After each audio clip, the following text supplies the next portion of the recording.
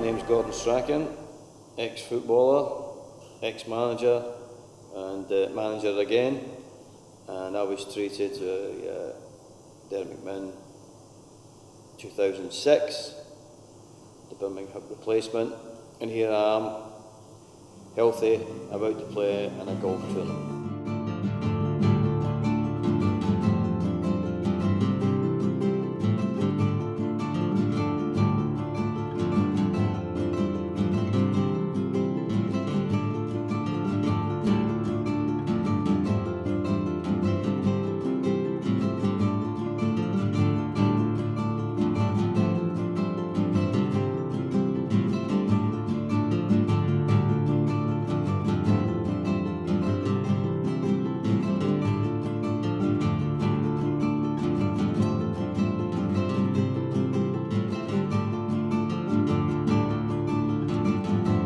It wasn't just my work, it was everything. Work was a problem because I was an active coach. I like to be on the playing field with the players, and I even felt watching from the side, walking on maybe 50 yards, I was hobbling, which wasn't a great sight for football players to see the coach hobbling. It was kind of embarrassing for myself because I always pride myself and being fit and healthy, and I actually played in the Premiership till I was 40. Physically it was a problem for me, mentally it was also a problem for me because I felt that it didn't look right with a coach hobbling onto a training field.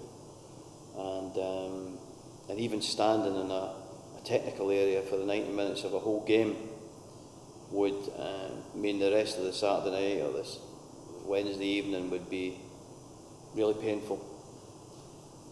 So in terms of my work, it impinged a lot, and also physically, it kind of drained me. Well, as a football manager, I don't get too much sleep anyway.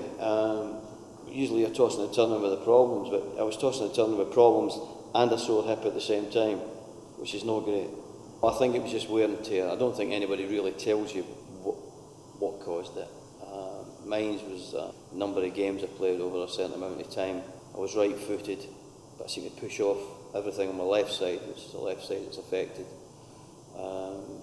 So I think I would just say it was wear and tear. And my hip area, I've had a numerous amount of operations, so it's just through wear and tear.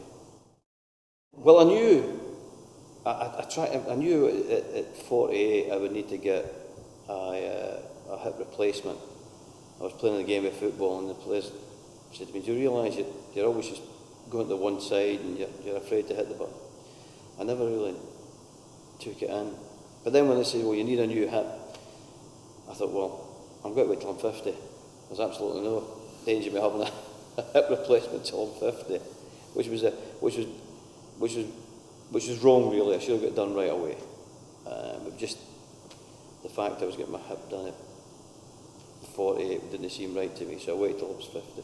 I'd heard of it vaguely, and a guy who was my chief scout at Coventry and chief scout at Southampton and Celtic, he had 2 hip replacements done by Derek, and he told me that that was the thing to do. Well, to be fair, I was really in pain, and I also wanted to get, if it was 6 weeks recovery, I wanted to be ready for the next season. I wanted to be fit and healthy when pre-season started, so I wanted to get it done right away.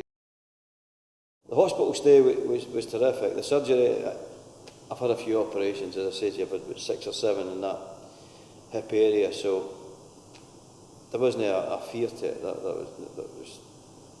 I wasn't really, like at most operations, most people, like flying, everybody has a wee bit of nervousness to it, but I felt I was in good hands, and it was fine. The treatment I got was great.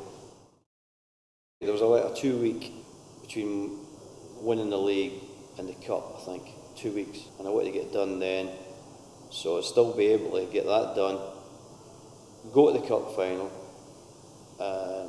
do my coaching from the side.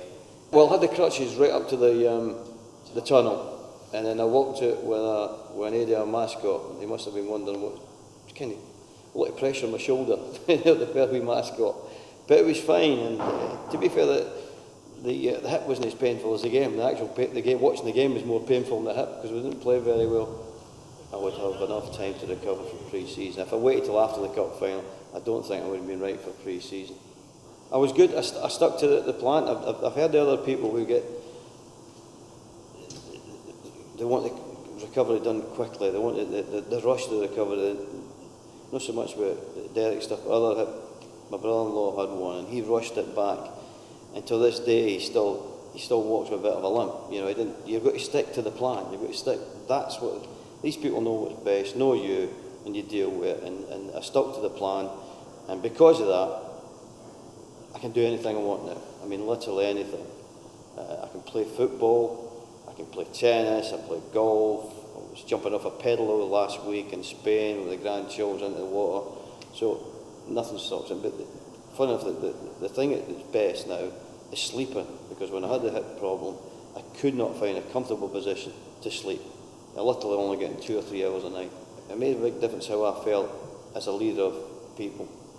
I woke up with better sleeps. I felt better about myself. I think when you're tired, you make bad mistakes anyway, decision making. So that all helped.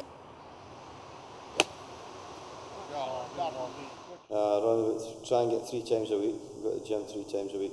The weather's good. I like to be outside running. So you just feel better about yourself again, because I do believe fitness, that adrenaline rush, it makes you feel good about yourself. Also, being fit, I think you make better decisions because you're healthy, mind's sharper. So all these things have come back to me. I couldn't have kicked a ball or played with them or went to the trampoline or anything like that. But I do that now, and I've actually, because it's so good, playing with the kids, we've actually moved back into this area and we live in the Midlands now. We used to be in Southampton, but we're back here because we can enjoy the kids, take them anywhere they want, join in the fun that they're having. So it's made a great difference in my lifestyle, that's for sure. Life's good. Life's good at the moment. Doesn't get any better than this.